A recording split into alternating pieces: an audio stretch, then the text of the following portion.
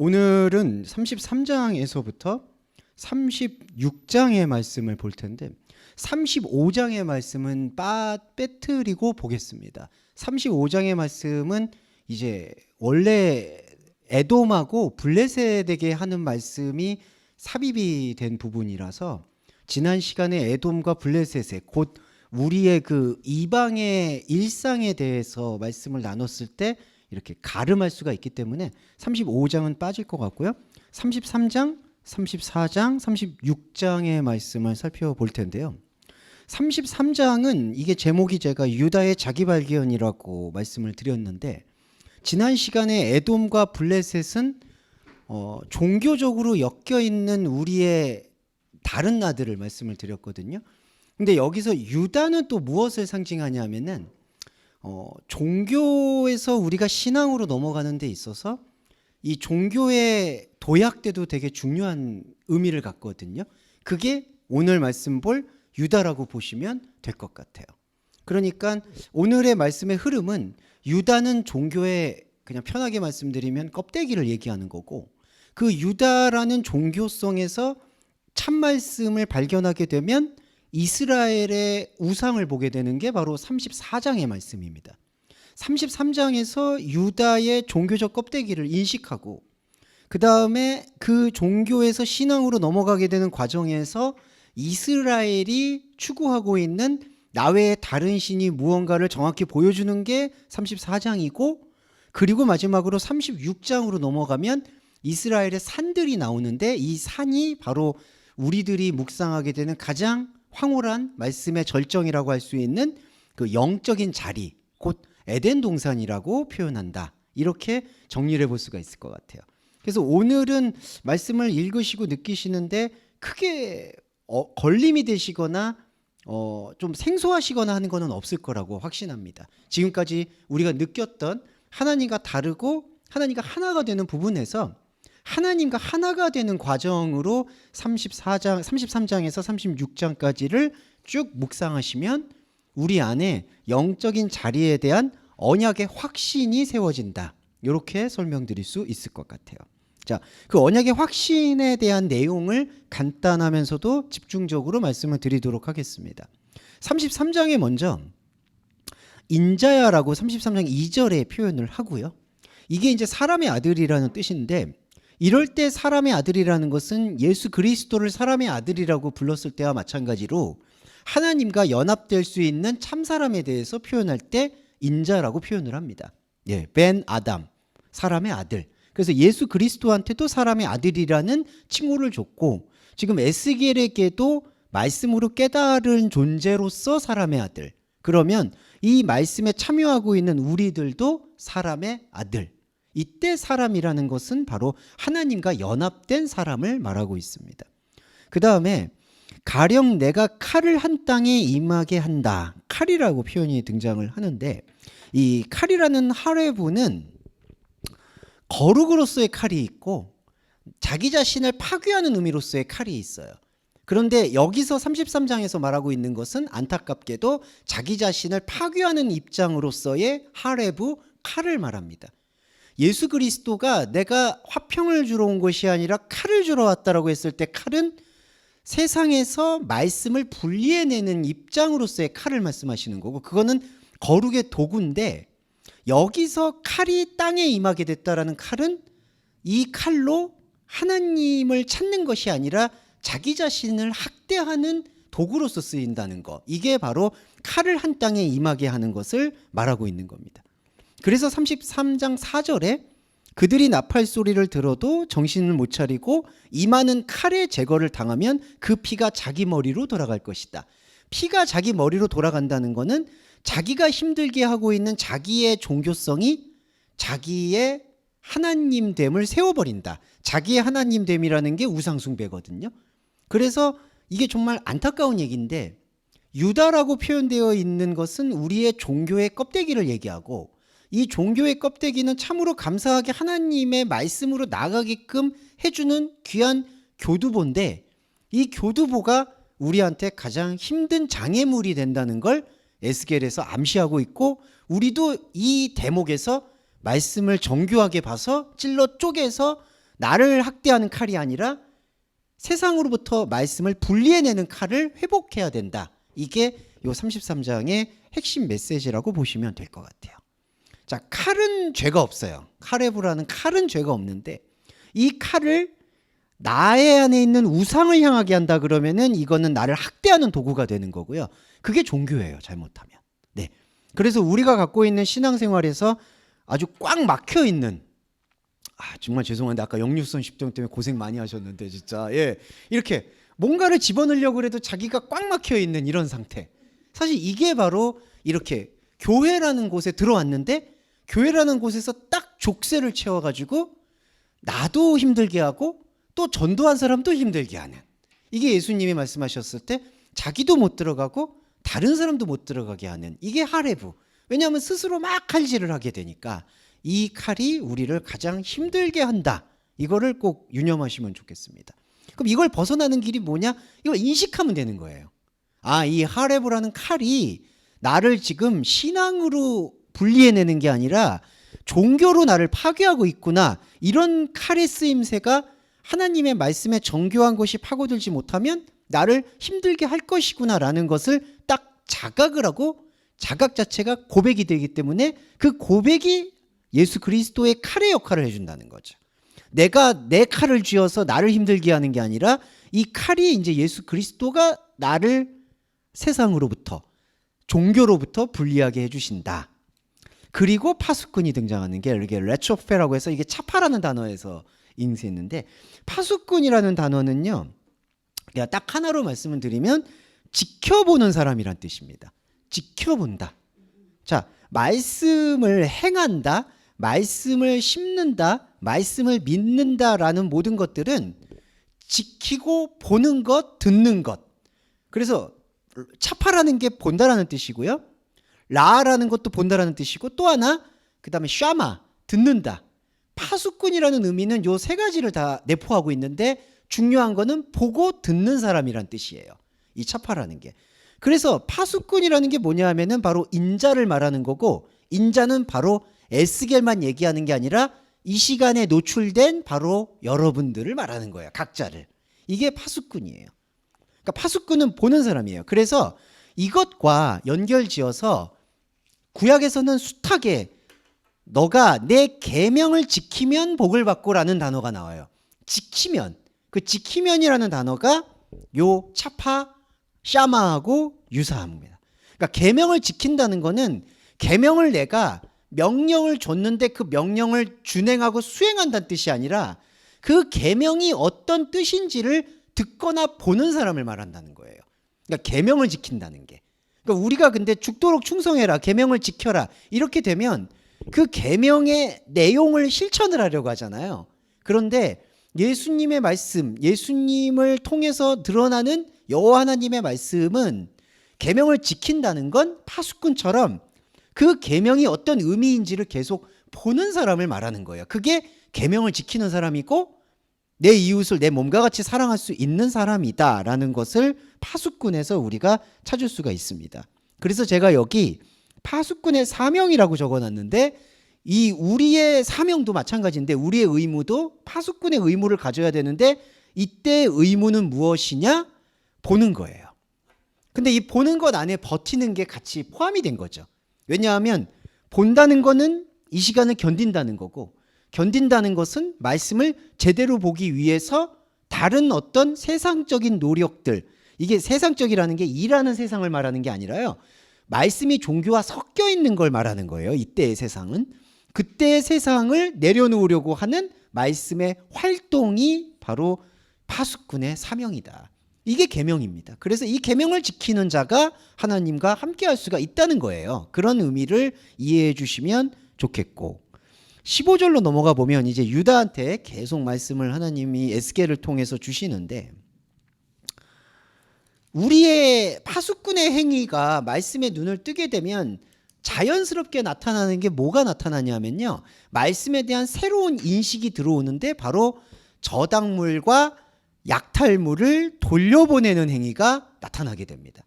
근데 여기서 이제 저당물이라고 얘기하는 게 하볼이라는 히브리어, 그리고 약탈물이 이제 가잘이라는 기본어로 쓰여 있는데, 이 저당물과 약탕물에서 되게 중요하게 시작이 되는 건 이 저당물이 빚지고 받은 보증이란 뜻이에요.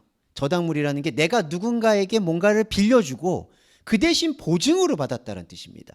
그래서 이 저당물이라는 뜻이 종교에 적용이 되면은 내가 하나님에게, 이게 되게 참 이상한 말인데, 내가 하나님에게 나의 예배를 통해서, 나의 제사를 통해서 하나님에게 빚을 지우고 하나님이 나에게 구원이라는 표를 줬다라는 거래를 제사 예배로 생각하는 자세가 바로 요 하불, 저당물이란 뜻이에요.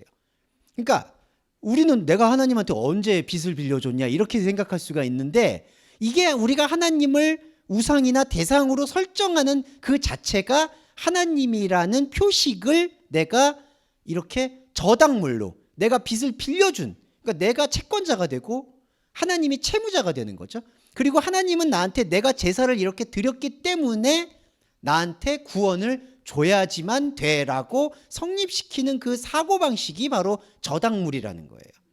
이 저당물을 최초로 돌려준 사람은 아브라함이 나옵니다. 아브라함이 소돔과 고모라에 죽어가는 롯을 군사를 이끌고 가서 끌고 가서 되찾아와요.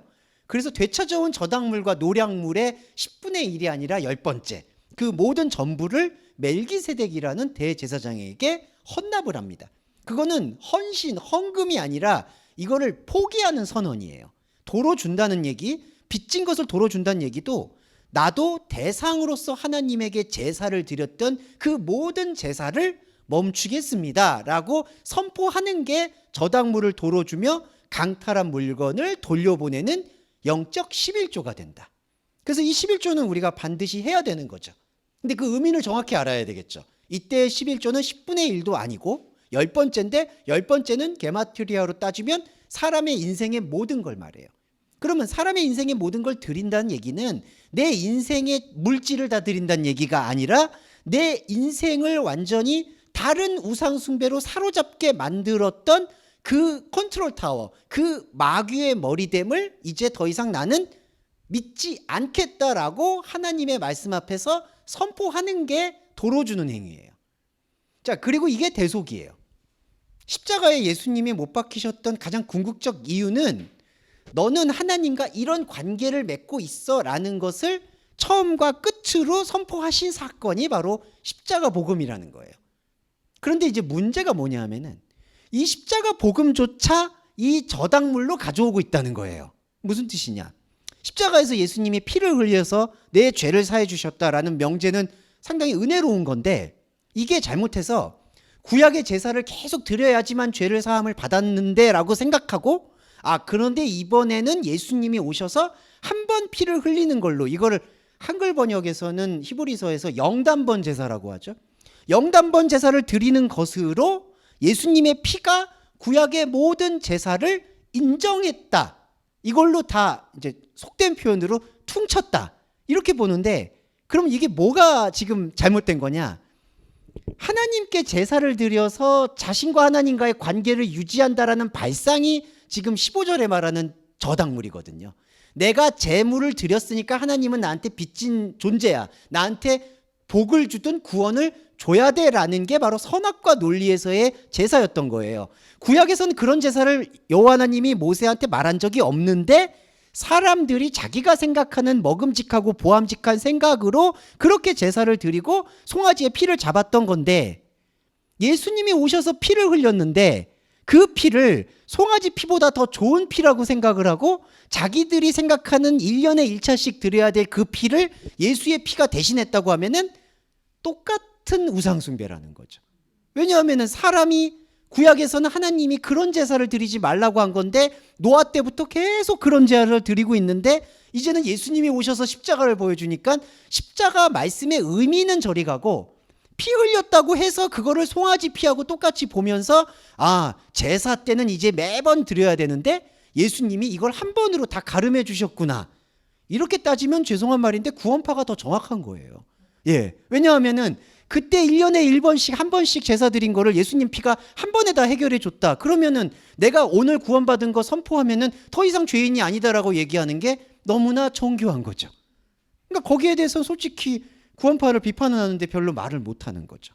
그러니까 제가 말씀드리고 싶은 요지는 예수님의 피는 그것과 아예 상관이 없는 거라는 거예요. 그 십자가 표식은 피 흘리는 게 중요한 게 아니라 우리의 이 저당물의 생각, 선악과의 생각을 그대로 드러내는 데 있다. 이게 여기 15절에 저당물을 도로 주며 강탈한 물건을 돌려보낸다. 돌려보낸다라는 뜻이 여러분 대속물이라는 거예요. 예수님이 우리가 빚진 게 너무 많아서 그 빚을 탕감하기 위해서 인질로 오셨다는 게 아니라 이 빚졌다, 내가 하나님에게 빚을 빌려줬다, 이 생각을 깨기 위해서 오신 거라는 거예요. 그러니까 이게 완전히 차이가 있는 게 내가 이만큼 죄가 있으니까 이 죄를 하나님 아들이 와서 사해줬다. 그게 아니라 내가 생각하고 있는 이 죄가 하나님이 생각하고 있는 죄가 아니다라는 것을 보여주기 위해서 인간의 옷을 입고 오셔서 이 죄가 아니다라는 것을 선포하는 게 대속물이라는 거예요. 예. 그러니까 이게 대속의 본질입니다. 그래서 이 본질을 이해하게 되는 게 바로 여기 보시면 생명의 율례를 지켜 행하는 거예요. 그리고 이렇게 되면은 바로 죄악을 범하지 않게 되는 거예요. 이때 죄가 뭘까요? 하나님과 다른 것에 대한 생각으로 쌓고 있는 토성이 더 이상 우리한테 유효하지가 않은 상태가 죄를 범하지 않는 상태. 자, 이러면 우리가 삶에서 살아가게 되는 죄는 죄송한 말인데 남아있는 거예요. 죄가 분리가 돼야 돼요. 성경에서의 죄는 깨닫고 나면 복음이에요. 성경에서의 죄라는 건 하나님과 다름이거든요. 그런데 그 하나님과 다름이라는 것을 그리스도의 말씀을 통해서 깨우치게 되면 하나와 다름이 하나로 연합이 되어 있는 다름이에요. 그런데 그 다름이 연합이 안 돼 있고 분리가 되어 있는 게 우리의 죽음 상태인 거고, 그때는 죄가 죄인지도 몰랐던 거고, 이제는 죄가 죄인 것을 알았기 때문에 죄가 복음이 되는 거예요. 자, 여기가 성경에서 말하는 하마르티아, 죄를 말하는 거고요. 하타, 히브리어로. 자, 여기는 죄의식, 죄책감이라는 게 존재하는데 이거는 그냥 건강한 감정이라고 보시면 돼요. 왜 그럴까요? 사람이 여기는 살아가잖아요. 가족을 맺고 관계를 맺고 인연을 맺고. 그런데 죄의식과 죄책감이 없으면 여기는 난장판이 된다는 거예요. 그러니까 내가 다른 사람한테 심한 말을 했는데도 양심의 화임, 그런 표현 나오잖아요. 양심이 무뎌져서 안 하면 이게 계속 깨지겠죠. 그러면은 사람들이 계속 싸우겠죠. 이러면 복음을 볼 수 있는 기회조차 없어지니까 여기서의 죄의식과 죄책감은 그냥 건강한 감정이다라고 보셔야 돼요. 제가 이 말씀을 중요하게 드리는 이유는 뭐냐면 이게 완전히 섞여 있다는 거예요. 그러니까 이 세상에서 느끼는 죄의식과 죄책감을 하나님의 영역하고 섞어서 내가 하나님을 보지 못하니까 이렇게 세상에서의 죄를 짓는 거야 라고 생각을 한다는 거예요. 근데 이게 아니에요. 그러니까 우리가 요즘 살고 있는 이 일상에서의 죄의식, 죄책감은 성경에서 말하는 죄의 결과가 아니라는 것을 일단 좀 분리하고 보셔야 돼요. 네, 이것까지 좀 말씀을 드릴 이유는 생명의 율례를 지켜 행한다라는 이 포인트가 뭔가, 파수꾼이 진짜 뭔가, 이거를 확실하게 설명을 드리기 위해서 조금 더 이 대속물, 저당물을 좀 설명을 드렸습니다. 자, 이렇게 되면은 무엇이 깨닫게 되냐면은 17절에 그래도 너의 민족, 이게 껍데기, 종교의 껍데기를 말합니다. 너의 민족인 말하기를 주의 길이 바르지 아니하다 하는도다. 그러나 사실 그들의 길이 바르지 않다. 이 바르지 않다라는 거는 아예 다른 곳을 보고 있다라는 뜻이에요. 그러니까 지금 에스겔서를 통해서 폭로되는 건 종교의 껍데기는 정말 안타깝지만 필요했지만 우리가, 왜냐하면 신앙으로 들어가는 길에 있어서는 완전히 세상과는 성경을 보게 되니까 일단은 다르잖아요. 근데 이게 바로 유다고 종교의 껍데기예요. 근데 진짜 우리가 중심을 봐야 되는 건 이 종교의 껍데기가 아예 하나님의 길과 다르다는 거예요. 이게 필연적인데 버려야 되는 거. 저번에 그 우주선 로켓 말씀드릴 때 그 분리체가 돼야 되잖아요. 이 몸체가 같이 달라붙으면은 그래서 다 실패하는 거잖아요. 이게 3단 분리가 이루어져야 되잖아요. 그래야지 이제 핵심은 저기 허공으로 이제 날아가는 건데 이게 다시 붙어버리면 다 그래서 궤도로 진입을 못하죠. 자, 종교는 꼭 필요한데 이 껍데기는, 근데 이 껍데기는 주님의 길이 아니다라는 것을 우리가 말씀으로 확신을 해야 된다는 거예요. 근데 이게 바로 아까 말씀드렸듯이 다 뒤섞이게 되는 상태예요. 종교의 껍데기를 그래도 이게 종교의 껍데기니까 이게 하나님을 찾는 방식 아니냐. 그래서 하나님도 찾고 종교도 갖고 이게 좋은 게 좋은 거 아니냐. 이렇게 되어질 때 이게 섞이죠. 그럼 섞이면은 완전히 다른 길을 갈팡질팡하게 되는 거예요. 갈팡질팡하게 되면 어떻게 되냐면은 갈라디아서에서 말하는 다른 복음이 스며드는 거예요. 다른 복음이 스며들면 인간은 너무나 취약하고 선악과적이기 때문에 이 말씀이 어느 때에는 생명의 윤례로 보이는 것처럼 보여도 실상은 아예 다른 길을 쫓아갈 수밖에 없다는 거죠. 그런데 파수꾼은 뭐냐? 이게 다른 길인 것을 계속 인식하고 버티는 사람을 말하는 거예요. 그러니까 이게 다른 길이니까 다른 길로 가야지가 아니라 종교의 껍데기는 우리의 의지거든요. 우리의 의지를 갖고 들어오되 우리의 의지가 우리를 구원해 주는 것이 아니다. 그러니까 저와 여러분도 힘든 시간에 여기 오셨지만 이 의지는 존중하죠. 하지만 이 의지가 하나님에게 상급이 되거나 열매가 되거나 기쁨이 되는 게 아니라는 것을 매번 계속 확인을 해줘야 된다는 거예요. 네. 그게 왜 확인을 해줘야 되냐? 아까도 말씀드렸지만 그게 확인이 안 하고 그래도 내가 여기 왔으니까 이걸 들었다라는 원인과 결과가 계속해서 끌고 가게 되면 이게 사슬이 돼서 또 말씀이 흐릿해지는 거예요. 네. 예수의 피가 지금까지 그래 왔었던 것처럼 그래도 내가 피를 그래도 사랑할래. 죄송한데 2000년 전에 흘린 피는 의미가 없다고 봐야 돼요. 예수님의 안타까움에 대해서 우리가 심정적으로 동감하는 것과 근데 그거는 여러분 우리 감정에서의 예수님에 대한 존중이에요. 예수님이 얼마나 아프셨을까 힘드셨을까. 그런데 거기서 이거를 분리해야 돼요. 내 죄 때문에 십자가 피 이게 뒤섞여 있잖아요. 죄의 결과인 것처럼 이 죄책감에다가 묶여 있잖아요. 그러니까 이 피 때문에 1만 달란트 빚진 것 때문에 예수님 피 흘렸어. 자꾸 이렇게 되돌이표처럼 돌아가려는 관성을 에스겔 말씀을 통해서 완전히 끊어내야 된다. 예, 이 말씀이 그런 역할을 저는 한다고 보고 그런 역할로서의 말씀의 칼이 돼야지 계속 내 죄 때문에라는 것으로 나를 힘들게 하는 칼이 되면은 정말 답이 없다. 이거는 확신 있게 말씀드릴 수 있습니다. 자, 이렇게 말씀의 칼로 우리가 이 과정을 거치고 나면 33절에 보시면 나비라고 해서 히브리어 선지자가 내 안에서 나와요. 네, 여기 보시면 그 말이 응하리니 응한다는 게 이제 임재라는 뜻입니다. 임할 때 그들이 나비, 선지자가 그들의 중심에 있었음을 깨닫게 된다. 자, 그들은 유다였고요. 유다는 종교의 껍데기였고 또 우리의 종교적인 다른 나입니다. 자, 여기서 좀 구별을 드릴게. 하나님에 대한 말씀의 차원을 아예 인식하지 못하는 다른 나들이 있고, 자, 내 안에도 이런 스펙트럼을 좀 말씀을 드리고 싶어요. 완전히 하나님과 모르는, 여전히 내가 다 하나님을 알고 있다고 생각을 하지만 죄송한 말인데 우리가 알고 있는 게 빙산의 일각이거든요. 솔직히 하나님의 실체에 대해서는. 그러니까 완전히 하나님의 말씀에 대해서 전혀 듣지 못하고 있는 다른 내가 있고, 말씀에 대해서 표면적이고 겉껍데기를 듣게 되는 또 다른 나가 있어요. 그러니까 다른 나가 두 개의 층 위라는 거예요. 하나는 아예 말씀과 관심이 없는 채 표류하는 다른 나. 이것도 나한테 있죠. 또 하나는 말씀을 들었는데 접점을 일으키지 못하고 표류하고 있는 다른 나. 이게 우리가 죄송한데 아직 성경 66권에서 예레미야도 펼쳐보지 않았고 이사야도 펼쳐보지 않았을 때 계속 묻혀있는 태로 표류하고 있다고 보셔야 되는 거죠.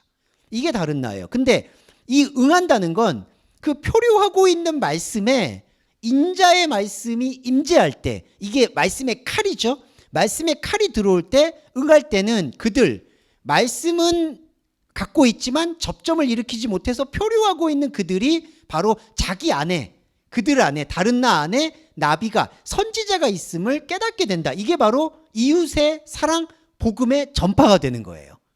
예, 왜냐하면 다른 나들 안에서 나비가 생긴다, 선지자가 느껴진다. 이 선지자라는 거는 하나님의 시간의 일, 하나님의 일을 선포하는 사람을 말하거든요.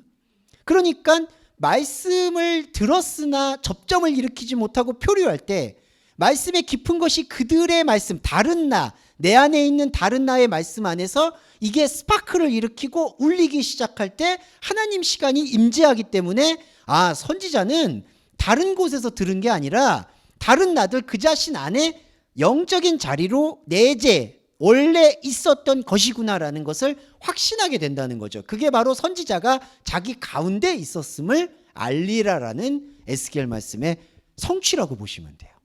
예. 자, 이렇게 이제 선지자까지, 이제 선지자, 파수꾼, 이게 바로 유다의 자기 발견이 되겠는데, 34장은 이어지기 때문에 좀 설명을 드릴게요. 자, 이제 이렇게 해서, 자, 일단 36장이 이제 영적 자리니까 중심의 나라고 편의상 설명을 드리고, 우리는 지금 이 유다로 설명되는 종교의 껍데기에서 이 안에 말씀이 있구나라는 것을 확인하는 지금 이 시점까지 왔어요. 여기 흐름에 의하면. 그 다음에 보게 되는 게 뭐냐 하면은 목자를 보게 돼요. 이 목자인데, 근데 이상한 게 여기 34장 7절과 9절에 제가 좀 적어놨는데, 이 목자가 이제 로에라는 뜻인데, 머리를 사용해서 우리를 인도하거나 보게 해준다, 이제 이런 뜻이 파자로 말씀드리면 목자인데, 7절과 9절에서 목자들아 여호와의 말씀을 들어라, 목자들아 여호와의 말씀을 들어라. 이게 자칫 잘못하면 오해가 되는 게, 목자들의 자격을 얻었기 때문에 말씀을 더 들어서 양들을 인도해라. 이제 목사님들은 대부분 그렇게 해석을 해요. 솔직히 너희 목자들아 여호와의 말씀을 들어라. 근데 이게 아니라, 목자들아 여호와의 말씀을 들으란 얘기는 이 로의 목자들이 여호와의 말씀을 안 들었다는 얘기를 반어법적으로 표현한 거예요. 네. 그러면 이 목자들은 어떤 거냐? 34장 8절에 보시면 내 목자들이 내 양을 찾지 않고 자기만 먹이고 내 양떼를 먹이지 않았다. 이게 뭐냐면 내 안에 나를 지배하고 있는 다른 나들이 따르고 있는 다른 하나님이라는 거예요. 이 목자가. 그러니까 이 목자가, 자, 다른 내가 있어요. 중심의 내가 있고 다른 내가 있는데, 다른 나가 있는데, 이 다른 나가 하나님을 보지 않고 다른 복음으로서의 우상의 하나님을 봐요. 그리고 문제는 뭐냐면 이 우상의 하나님의 머리를 내 머리로 장착을 시켜요. 그리고 이게 중심에 내가 있고 다른 나들이 있죠. 또 아까 말씀드렸듯이 층위로 말하면 또 아직 아예 말씀과 모르는 다른 나가 있죠. 자, 중심의 나, 말씀을 들었지만 스파크를 못 일으키는 다른 나, 아예 말씀과 관심이 없는 다른 나. 목자가 지금 어디서 목자질을 하냐 하면은 중심의 나로 들어와야 되는데, 그게 아니라 요 다른 나 껍데기 속에서 껍데기 우상을 세워서 아예 말씀을 보지 못하고 있는 다른 나들을 이 껍데기 우상에게로 인도하는 목자질을 하고 있다는 거예요. 그게 바로 내 목자들이 내 양을 찾지 않고 자기만 먹인다는 거예요. 예, 이게 아까 33장에 자기를 힘들게 하는 칼과 똑같은 현상이에요. 왜냐하면요, 자, 말씀을 들었지만 생명을 모르는 나가 있죠. 다른 나. 근데 이 다른 나가 필연적으로 우상을 섬겨요. 그러면 우상을 아예 말씀을 모르는 다른 나한테 소개했잖아요. 여기서 이상한 책임감이 나오는 거예요. 이상한 책임감. 이게 정말 사람을 죽입니다. 이상한 책임감. 거기다 죄책감, 의무감, 사명감, 이런 게 여기다 쏟아부어요. 이 우상의 머리는 얼마나 집요한지 사람이 갖고 있는 책임감, 윤리, 양심, 진심, 진정성, 이거를 총동원해요. 그러니까 이 목자들이 지금 34장 7절과 9절에서 이렇게 두 번 강조를 하는 이유는 너희들이 지금 이 머리가 잘못된 머리다라는 거를 강조한다는 거예요. 이 목자질이, 목자질이라고 말씀드려서 죄송한데, 이 목자질이 얼마나 사람을 잡느냐, 예, 이게 심각해서 말씀을 드렸습니다. 네. 왜냐하면 이 머리, 지금 이 머리가 하나님 머리가 아니에요, 솔직히. 근데 하나님 머리 아닌 게 더 의무감이 불타올라요. 사명감이. 그게 이상해. 집요하게 사명감이. 그러니까 중심의 나는 하나님과만 관계를 맺으니까 솔직히 사명감의 농도는 떨어져요. 왜냐하면 나와 하나님 관계잖아요. 그러니까 사실 누가 봐주는 건 없잖아요. 그러니까 이제 때로는 하나님 안에서 그냥 놀기도 하고 편하기도 하고 이렇게 되거든요. 그런데 이 밖의 우상의 하나님은 그거를 못 견뎌해요. 그 말씀을 보면 딱 나오죠. 너가 죽도록 충성해야지 복을 받고, 그러니까 이게 표면적으로 스파크를 못 일으키니까 다 말씀이 그렇게 보이는 거예요. 그리고 성령의 9가지 열매를 맺어야지 안 맺으면은 너는 성령의 견인을 받지 못한 사람이다라든지, 좀 저급하게는 성령 세례로서 방언을 말을 해야지 방언도 못하는데 어떻게 영적인 깊은 것을 알겠느냐라든지, 그러니까 갖가지 사명감으로 이 우상을 떠돌게 만드는 거예요. 이게 우상 덩어리예요, 덩어리. 이게 바로 목자들아 여호와의 말씀을 들을지어다. 안 듣는다는 얘기에 대한 다른 표현입니다. 자, 그러면 우리가 이 다른 나로서의 목자가 하나님의 말씀을 듣게 되면 가장 먼저 해야 되는 게 뭐냐? 목자를 포기하는 거예요. 예, 목자 되는 거를 1차 단계, 내가 다른 사람한테 그 쓸데없는 우상숭배적 오지랖을 포기해야 되는 거예요. 일단 전하지 말아야 돼요. 죄송한데 일단 뭔가 구령열 전도 이거 하지 말아야 돼. 죄송한데 일단 왜냐하면 멈춰야 돼요. 멈춰야지 내가 들어요. 그러니까 목자가 참 목자가 아닌 이상 이 목자는 일단 목자 되는 직임을 멈춰야 돼요. 그리고 하나님이 내 안에서 말을 하고 있구나라는 것을 들어야 돼요. 그게 11절하고 15절에서 여호와께서 이같이 말씀하셨다. 내가 직접 내 양을 찾는다. 자, 이게 뭐냐면요, 모세하고 아론의 관계도 물론 모세도 참 충성스럽고 아론도 충성스러워요. 그걸 다 의심할 건 없는데 그 구조가 계속해서 우리를 옥죄는 게 모세와 여호와의 관계를 백성들과 여호와의 각자의 관계로 이렇게 매칭을 시켜줬어야 되는데 그게 되지 않고 아론과 제사장이라는 이 중간에 목자가 들어오게 되니까 이게 사람과 사람과의 하나님과의 관계가 1대1의 영적 관계, 곧 독생자 관계로 환원되지 못하고 계속해서 이 중매자가 들어오게 되는 거예요. 이 중매자가 사실 되게 좋아 보이는 것처럼 보이는데 전혀 그렇지가 않아요. 이 중매자는 이상한 사명감에 불타오르기 때문에 계속 자기가 들었고 자기가 보암직하고 자기가 먹음직한 거를 이 다른 나들한테 소개해 주기가 바쁘고, 이렇게 되면은 너무나 먼 길이에요. 이게 자, 여호와 하나님과 함께하고 있는 이 영적 중심과 다른 나와 또 다른 나들이, 이 밖에 있는 다른 나들이 여기까지 아예 못 들어오고 들어오지도 못하고, 두 번째 다른 나, 종교적 다른 나들한테 머리가 사로잡혀가지고 악순환이 되는데, 이게 여러분 쉽게 말씀드려서 그렇지 이게 이 원이 몇 개겠어요. 이게 이 종교적인 나 안에서 스펙트럼이 얼마나 많아요. 근데 또 세상에 다른 나 있다. 그러면 이게 얼마나 고리가 다 연결돼 있겠어요. 이 중심의 나는 볼 겨를이 없는 거죠. 우리 인생은 짧습니다.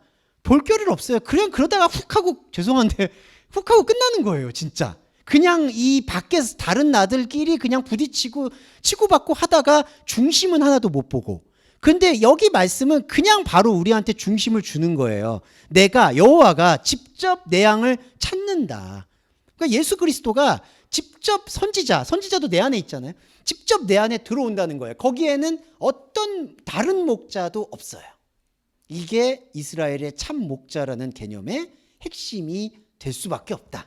네, 이렇게 말씀드릴 수 있겠습니다. 자, 그리고 한 가지만 말씀드리면 요 34장에 제가 말씀드렸던 내용을 전체적으로 정리해 볼 수가 있는데, 이제 이런 말씀에 대한 해석이 중요할 것 같아요.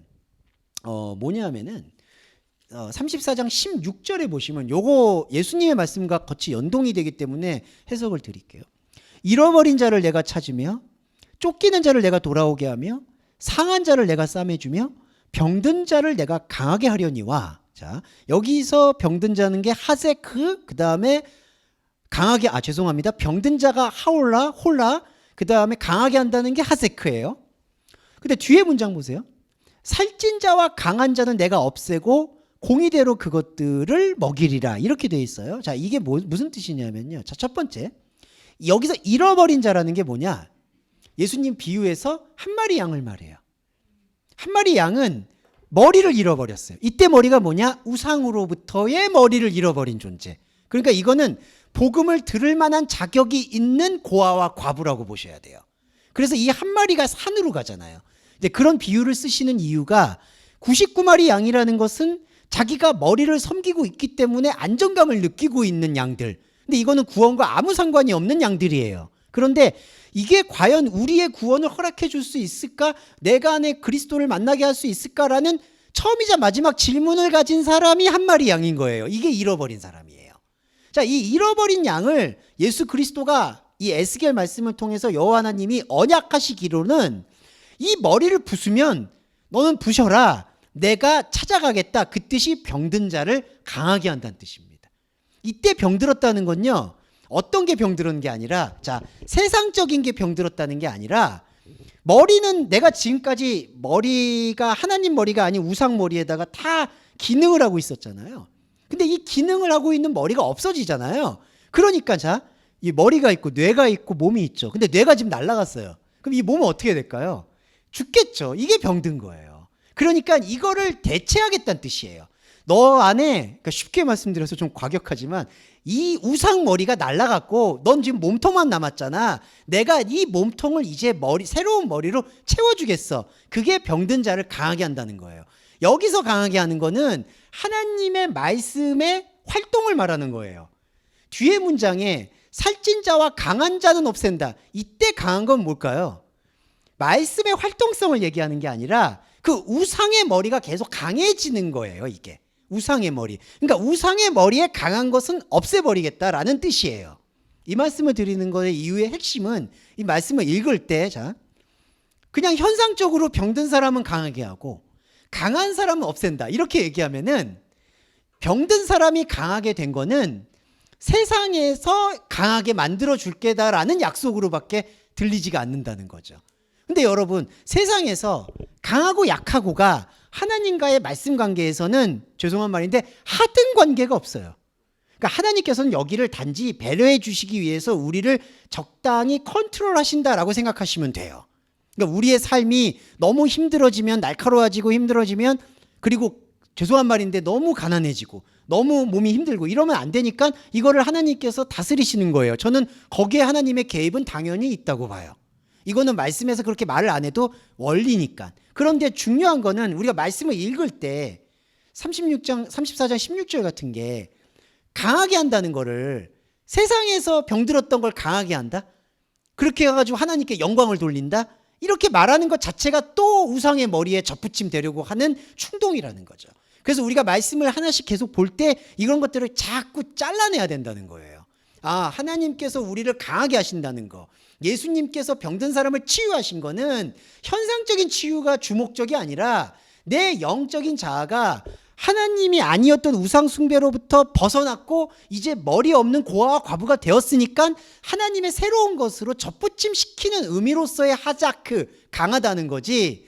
여기 현상에서, 너 현상에서 어렵고 힘들게 살았지 이제 예수를 믿으면 강해질 거야 라는 그러한 고등사기가 아니라는 거죠.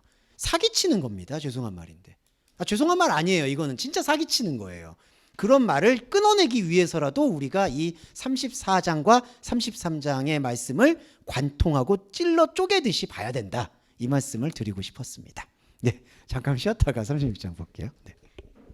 자, 36장으로 이제 살펴보겠습니다. 35장은 아까 말씀드린 것처럼 이제 그 에돔 블레셋 이야기의 부속품이었기 때문에, 자, 인자야, 이제 보시면 1절에 보시면 산에 대한 거를 말합니다. 근데 이 하르라는 단어, 이제 호르라고도 하는데요.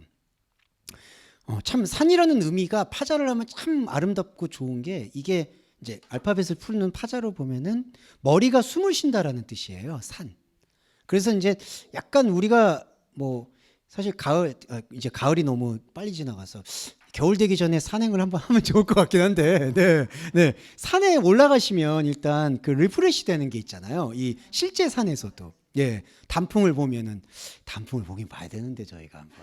네, 우리 집사님과 재정 집사님과 긴밀히 의논을 한번 해보도록 하겠습니다. 갑자기 산 얘기 나오니까 그러네요. 네, 그래서 이제 산이 그 머리가 숨을 쉬는 장소라는 뜻인데, 이 이스라엘의 산이라는 표현에서 우리가 이 에스겔 말씀이 지금까지 끌고 오는 흐름에서 유추드릴 수 있는 게 이런 거예요.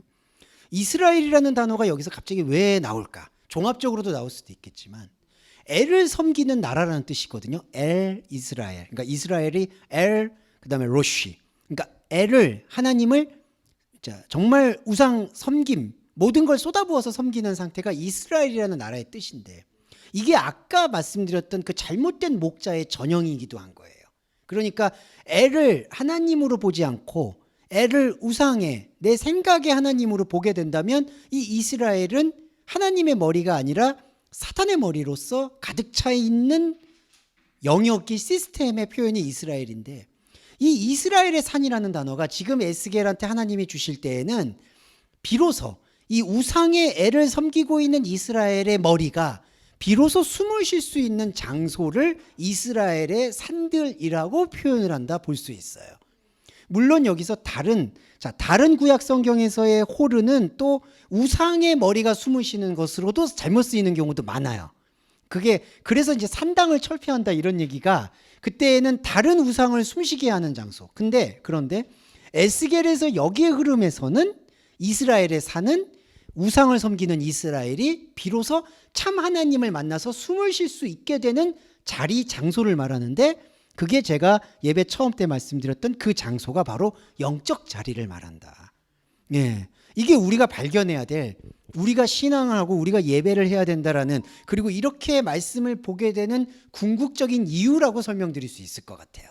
우리 안에는 이스라엘이 가득 차 있고요, 우상의 애를 섬기는 것이 가득 차 있는데 이 안에 하나님의 말씀 나바르로 인해서 정말 최초로, 처음이자 마지막, 끝으로 하나님의 머리 대심이 숨을 쉴 수 있는 장소가 있는데 그게 바로 나의 이스라엘의 호르, 산이다. 근데 이 산은 중요한 게 꼭대기라는 표현을 써요. 그 꼭대기라는 게 가장 높다라는 뜻을 말하는 게 아니라, 자, 신약 성경과 연동해 보면 좁은 문, 지극히 작은 것, 믿음이 작은 자, 이렇게 번역되었던 없는 자리라는 뜻이 있어요. 좁은 문도 없다라는 뜻이 강렬하고요. 그 다음에 믿음이 적다라고 번역되어 있는 것도 사실은 믿음이 없는 자들아. 그리고 너가 적은 것을 가지고도 충성하였다라는 그 계시록의 7교회에 주셨던 그 적은 것도 없는 거예요. 이게 없는 게 뭐냐? 바로 우리의 보이는 눈에 없는 거. 이게 바로 영적인 실체예요. 자, 근데 진짜 없냐? 아니에요. 있어요. 근데 문제는 뭐냐면 우리 인간의 우상 숭배로 가리워진 이 안목, 육신 안목에서 봤을 때 없는 거. 예. 그러니까 이게 중요한 게 천국이 없다 있다가 아니라 천국이란 존재, 생명 이런 거, 하나님 나라 존재하죠, 당연히. 근데 문제는 왜 우리가 이것이 하나님 나라가 존재한다는 거를 정확히 보려면은 우리 육신으로 디자인했던 천국을 지워야지 보인다는 거예요. 이게 중요한 거예요. 그래서 이스라엘 산이라는 것은 우리 안에 영적 자리를 말하는데 이 영적 자리는 우리가 육신의 생각이나 우리에게 주어져 있는 선악과의 생각으로 디자인한 것 안에는 보이지가 않는다. 그리고 보이지 않아야 해요. 보이려고 노력하는 게 다른 복음이 돼요. 그래서 이스라엘 산들아 여호와의 말씀을 들어라 이러면서 뭐라고 설명을 하냐면은 이스라엘의 산이 여호와의 말씀을 들으면 수치심에서 벗어난다. 수치심에서 벗어난다라는 얘기가 36장 6절하고 7절의 말씀입니다. 야, 이방의 수치를 당하였습니다. 너희 사방에 있는 이방인들이 자신들의 수치를 반드시 당하리라. 자, 6절과 7절에서는요. 이스라엘이 수치를 당하든지, 요게 이제 수치라는 게 히브리어로 칼날이라는 건데 계속 자극, 충격을 받는다는 뜻이거든요. 이스라엘이 수치를 당하든지 36장 7절에 이방인들이 수치를 당하든지, 자, 이렇게 악순환인데 제가 이걸 왜 악순환이라고 말씀드렸냐면은 이게 자꾸 그때 당시도 그렇고 지금도요, 우리 믿는다라고 하는 사람들이 여기서 아까 병든 것을 강하게 해달라고 기도를 했잖아요. 그러니까 아까 제가 말씀드렸을 때 영적인 영역에서의 눈 뜨는 게 강한 건데 그거는 관심이 없고 여기서 내가 주여 너무 힘들고 죽겠사오니 나를 도와주세요라는 기도를 계속 하게 된다라는 거죠. 쉽게 말씀드리면. 그래서 강함을 얻게 돼요. 근데 아까도 우리 형제님하고 대화를 했지만 중요한 게, 자, 여기서 내가 만약에 일시적으로 강해졌다고 쳐요. 근데 그게 또 이방인들이 언제 또 강해질지도 모르잖아요. 그러니까 이스라엘이 언제는 강하고 언제는 약하고 이게 계속 수치심을 주고 수치심을 당하는, 수치심이라는 게 자극인데 이 자극은 대상의 자극이에요. 상대적인 자극이라는 거죠. 그러니까 옆에서 누가 보고 있으니까 내가 하나님 믿는 자녀로서 잘 돼야 돼. 그래서 이 상대하고, 이 A라는 상대하고 비교해서 내가 잘 됐어요. 그래서 이 A라는 상대를 내가 용서해주고 품어요. 이제 또 그렇게 용서하라고 했으니까. 그렇게 해서 어떻게 좋은 관계를 만든 것처럼 보여요. 근데 여러분, 세상을 살면은 또 A보다 훨씬 강한 B가 나와요. 그러면 B를 봤을 때 내가 상대적으로 수치심을 당해요. 초라해 보여요. 그래서 또 기도해요. 또 높아져요. 그러면 또 B 말고 또 C가 나와요. 문제는 또 A가 언제 또 강해져 있어. 이게 계속 도는 거예요. 지옥입니다. 진짜 지옥이에요. 이게 왜 그러냐면요, 이 수치심이라는 건요 충격이고 자극이라는 건데 왜 제가 이거를 지옥이라고 말씀드리냐면은 자꾸 외부한테 지금 자극을 받잖아요. 내 종교적 에너지를 사람은 유한하기 때문에 한계가 있어요. 시간이라는 거는 정말 바람같이 빨리 지나지 않습니까? 솔직히 내 에너지, 내 모든 게 한계가 있는데 계속 외부한테 자극을 받아서 거기다가 그거 해소하는데 다 써보세요. 정말 남는 게 없어요. 하나님의 본질 생명 그런 거 본질 얘기할 겨를도 없어요. 그냥 사는 여유도 없어. 산 볼 수 있는 틈도 없이 그냥 여기서 자극받고 자극 주고, 이게 바로 수치를 당하거나 수치를 주거나, 이게 잘못되는 악순환이에요. 다윗의 영적인 존경심은 바로 이 악순환을 시편에서 초반부에 막 쏟아내다가, 저번에도 말씀드렸듯이 내가 이방인들이 나를 괴롭히고 있습니다, 저들을 수치를 당하게 해주세요 라고 기도를 막 하잖아요. 그런데 후반부에 가서는 이게 무슨 소용이 있습니까? 라는 뉘앙스를 줘요. 그게 바로 영적인 기도라는 거죠. 그래서 36장 6절과 7절에 이 수치심의 악순환을 반드시 벗어날 수 있으려면은 이스라엘의 산이 눈에 보이지 않는 산, 없는 산이었다라는 것에 대한 말씀의 새김이 절대적으로 필요하다는 거예요. 예. 자, 그리고 이름하고 요 새로운 마음 잠깐 말씀을 드리고 에덴 동산까지 요거 세 가지는 간단하게 설명을 드리고 마무리하겠습니다. 36장 22절하고 23절에 보시면, 자, 이것도 그냥 간단하게 설명을 드릴게요. 여러 나라에서 36장 22절에 마지막 문장에 여러 나라에서 더럽힌 나의 거룩한 이름을 위함이다. 23절에 내가 그들의 눈앞에서 너희로 말미암아 나의 거룩함을 나타내리니 이것이 나의 거룩한 이름이다. 여기 한글 번역에서는 앞에 큰 이름 나오고 뒤에 번역은 생략이 됐지만 쉐미, 쉐마, 샴, 이름이라는 단어가 개입이 되어 있습니다. 이때 이름은 제가 유인물에도 적었지만은 이 이름은 하나님의 이름이에요. 하나님이 나를 기억하는 이름이에요. 그래서 이게 바로 아담이 들어간 하와, 아담 안에 있는 하와. 이게 창세기에 보시면 아담이 밖에서 이름을 지었으나 하나님과 함께하는 동행을 찾지 못해서 이 아담의 갈빗대라고 번역되어 있는 아담의 본질의 영역에서 타르데마를 통해서 하와를 끄집어내죠. 이게 이 타르데마라는 게 그러니까 눈에 보이고 보이지 않는 상태의 중간 지점과도 같아요. 무슨 뜻이냐? 바로 우리의 혼이 영을 만나는 순간 혼도 아니고 영도 아닌, 이거 다음 주에 또 설명을 드릴게요. 이게 영적이라는 것인데 포니마티콘, 혼도 아니고 영적이 아닌 바로 요 중간 지점에서 하나님과 내가 언약의 관계임을 확인해 주는 이 유한한 세계에서의 증표를 말하는 게 바로 샴, 이름이에요. 이때 이름은 외부에서 지었던 이름이 아니라 바로 타르데마, 내 안에서 일어나는 말씀 행위라는 거예요. 이게 거룩한 이름이에요. 그래서 이 이름이 하나님의 이름을 말하고 있는 것, 우리 안에 있는 하와를 말하는 것이고, 이 이름이 숨을 쉬게 될 때 36장 26절에 보시면, 이게 아까 이제 말씀 대독할 때 읽어주셨던 부분인데, 요 순서에 주목해 주세요. 이게 새 영을, 새 마음, 이게 아니라 순서는 레브 하다시 루아흐 하다시예요. 그래서 뭐냐면은 새로운 마음과 새로운 영을 준다는 뜻인데, 처음에 등장하는 게 레브, 마음이에요. 이때 마음이 뭐냐면은 하나님의 영적인 자리를 뜻해요. 그 다음에 루아흐, 그 영적인 자리 안에 불어넣어지는 숨을 말해요. 근데 이게 다 새로운 거예요. 이 새롭다는 건 뭐냐면 우리가 보고 있지 못했던 곳에, 하지만 원래 나한테 있던 거. 자, 제 안에는 원래 새로운 마음이 있어요. 하나님 관점에서. 그런데 하나님 관점에서만 있었을 뿐 말씀이 풀어지지 않는 나는 이 새로운 레부, 마음을 보지 못하고 만지지 못했어요. 그런데 말씀의 깊은 것이 나를 파고들어서 너 안에 원래 있었던 것, 창세 전에 있었던 것을 비춰주시는 게 처음에 레부가 먼저 보이는 거예요. 이 레부가 마음인데 마음이 구조입니다. 구조. 하나님과 함께 할 수 있는 구조. 에덴 동산이죠. 그리고 동산 안에서 루아흐가 움직이는 거예요. 영이.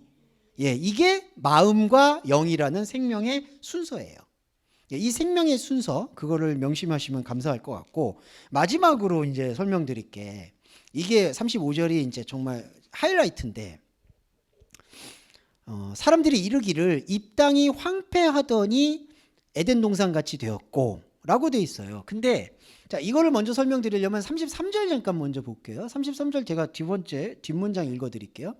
성읍들의 사람이 거주하게 하며 황폐한 것이 건축되게 한다. 근데 요거는 문법적인 거나 히브리어의 문장적인 거를 좀 설명을 드릴게요. 미콜 아온 테켐 그다음에 헤오시아베티. 이 무슨 뜻이냐? 자. 헤오시아베티하고 그다음에 헤아림 마나 헤오라베트. 아유 죄송해요. 제가 히브리어를 지금 파악하느라고. 그 마나하고 아본이 있어요. 그리고 마나하고 타이르가 있어요. 그리고 마나하고 뭐가 있느냐? 메마른 것이 있어요. 자, 이게 무슨 뜻이냐? 자, 스르바죠. 하루바죠. 하루바. 메마른 것과 건축. 자, 제가 설명드리고 싶은 게, 자, 메마른 게 지어지게 한다는 뜻입니다. 그러니까 무슨 뜻이냐면요. 황폐한 것이 건축되게 한다 그러면 잘 들어보시면 황폐한데 황폐하지 않은 걸로 건축한다는 걸로 보이시잖아요. 근데 이게 문법적이든 니음이든 상관적이든 무슨 뜻이냐면 요 황폐한 것 자체가 일어서게 한다는 뜻이에요. 이해되시죠? 그러니까 황폐한 게 건축한다는 게 이렇게 황폐한 땅이 막 도시가 세워지고 아파트가 세워지고 많아 그렇게 건축된다는 게 아니라 이 황폐한 것, 메마른 것 자체가 세워지게 한다는 뜻이에요. 예. 그러니까 이게 사도행전에서 보시면 광야 교회라고 하죠. 광야가 교회가 어떻게 될까요? 광야를 광야가 아닌 것으로 만들어주기 위해서 교회가 아니라 광야 자체가 교회라는 거죠. 이것도 황폐한 게 세워진다는 거예요. 그러니까 세상의 눈에 볼 때 황폐한 게 세워지는 거예요. 하나님 나라에서는. 그러니까 황폐했던 게 황무지가 막 옥토로 개간되는 걸 얘기하는 게 아니라 이 황폐하다라고 내가 보고 있는 여전히 이건 황폐한 거야 메마른 거야 라고 보고 있는 게 말씀을 통해서 아 이게 황폐한 게 아니었어 이 황폐한 것 자체가 하나님의 복음이었어 라는 게 우리 안에 파고드는 거죠. 그래서 35절에 이 땅이 황폐하더니 이제는 에덴 동산 가치가 아니라 이 땅의 황폐함이 곧 에덴 동산으로 보였다. 이거예요. 사람이 이르기를. 황량하고 적막하고 무너진 성읍에 성벽과 주민이 있다. 이 얘기가 그러니까 이 흐름에서 에스겔한테 참 감사하고 중요한 흐름인데 예레미야하고 이사야는 이게 힘이에요. 그러니까 너희들이 비록 지금은 힘들고 어렵지만 나중에 뭘 줄 것이다. 그래서 오해 소지가 많아요. 나중에 뭔가 주시겠지. 예. 안 줘요, 하나님이. 아니, 안 준다는 표현이, 그러니까 안 준다는 표현이 뭐 이렇게, 나 안 줄 거야. 이게 아니라, 여긴 여기대로 하게 하시고, 여기에서는 관심이 없는 거예요. 그러니까 우리가 하나님하고 대화를 잘해야 되는 게, 자꾸 영적 영역 와서 육적인 얘기하면은 대화가 안 되잖아요. 영적인 건 영적인 흐름을 타고 들어가고, 여기는 여기대로 살면 여기도 좋아지고 여기도 좋아질 거라고 저는 볼 수밖에 없어요. 이게 두 가지 사이클이 마치 두 날개처럼 계속 움직이게 되는 거죠. 이게 영적인 선순환이거든요. 근데 이게 자꾸 뒤엉키니까 문제인 거고. 자, 에덴이 제가 어디 얘기하다가 이런 말씀 드렸냐는 제가 모르겠지만 황폐한 게 에덴 동산처럼 되었다는 게 자, 예전에는 황폐했는데 지금 에덴 동산처럼 되어지는 게 아니라 황폐하다라고 내가 보고 있는 이 안목이 이제 말씀으로 인해서 영적인 안목으로 보인다는 거죠. 자, 여기서 중요한 건 이겁니다. 에덴 동산인데 하나님의 낙원인데 내가 디자인하고 있는 것대로 최소한 뭔가 접점을 일으켜 줘야 되는데 그 접점을 일으켜 주지 않는 것에 대한 갈등이 우리의 유혹이라고 보셔야 돼요. 더 쉽게 말씀드리면 내가 하나님의 말씀과 깊은 것을 이렇게 봤다고는 하는데 여전히 유혹이라는 게 여러분 이게 있을 수 있어요. 현상에서 움직이고 있는 나는 왜 어떤 변화가 일어나지 않는 걸까라는 생각. 그건 변화가 아니라 하나님의 배려거든요. 그런데 자꾸 그거를 뭔가 변화로 생각하려는 것. 그게 여전히 메마른 게 이 현상에서 옥토로 변해야 된다라고 믿는 그 환상과 착각에 사로잡혀 있다는 거죠. 그러니까 에스겔은 그게 환상과 착각이라는 거예요. 그리고 예레미야와 이사야가 그것에 대해서 조금 모호하게 말씀하고 있는 부분이 원래 그런 뜻도 아니지만 모호하게 처리된 걸 에스겔서에서는 아예 바로잡는 거예요. 그런데 사람들이 이걸 해석할 때 조금 오해하기로는 뭐 황폐한 땅이 경작이 되고 황폐하더니 에덴 동산 같이 되고 사람들이 모인다라는 게 희망 고문으로 들리게 된다는 거죠. 아, 지금은 황폐하지만 하나님께서 옥토로. 아닙니다. 황폐한 것 자체를 직시해야 돼요. 그러면 이게 말씀이 찔러 쪼개게 되면요. 내가 여기서 계속 이 사람의 안목의 말씀으로 황폐하다 봤던 게 여기로 옮겨져요. 영적인 영역으로. 그러면 영적인 영역으로 옮겨졌을 땐 이게 더 이상 황폐하든지 안 황폐하든지 중요하지가 않아요. 예. 여기 영적인 영역에서 여러분, 여기 무슨 물질이 필요하겠어요? 왕국이 필요하겠어요? 명예가 필요하겠어요? 무슨 감정이 필요하겠어요? 하나님과 여러분 자신만 둘만 있는데, 여기서 아가페인데, 여기서 사랑인데, 여기서 내가 나누었던 생각, 감정, 이거 싸그리 다 필요 없어요. 여기선 오직 하나님과 함께하는 영적인 관계만 있을 뿐이에요. 이게 하나님 나라고 복음이고 축복이고 구원이에요. 그럼 이게 회복이 되는데, 여기서 황폐한들 황폐하지 않들 아무 의미가 없다는 거죠. 이게 바로 에녹이 되는 거예요. 에녹이 돼요, 이렇게 되면. 그러면 여기는 여기에 에녹이 되죠. 그러면 여기 삶은 어떻게 될까요? 여기서 황폐해야 된다, 옥토가 돼야 된다, 이 기준을 완전히 말살을 시켜버리면 여기서의 우리는, 죄송한 말인데, 자유로운 거예요, 솔직히. 이게 무책임하고 방임적인 자유가 아니라, 여기서는 내가 잘 사냐 못 사냐 맞냐 적냐 이런 논지가 나를, 특히 내 종교적 자아를 이렇게 침해하지는 않는다라고 말씀하고 있다는 거죠. 네, 이것까지 좀 말씀을 드리고 싶습니다. 근데 여전히 우리의 현상세계에서의 감정은 계속 충돌을 해요. 그건 여러분 그냥 인정을 하세요, 그대로. 저도 마찬가지입니다. 이렇게 말은 해도 여전히 내 감정이나 상황들은 크고 작은 것에 영향을 받죠. 영향 안 받는다라고 생각하는 건 거짓말입니다. 근데 영향을 받는데 우리가 해야 되는 건 뭐냐? 영향은 여기는 여기고 여기는 여기다라는 생각을 계속 가져가셔야 돼요. 이러면 어느 순간 이게 두 개가 하나님의 생명의 사이클 안으로 들어옵니다. 이게 바퀴 안에 바퀴죠. 네, 이렇게 인식해 주시면 감사하겠습니다. 네, 자, 이제 마무리 기도하고 주기도문으로 마무리하겠습니다.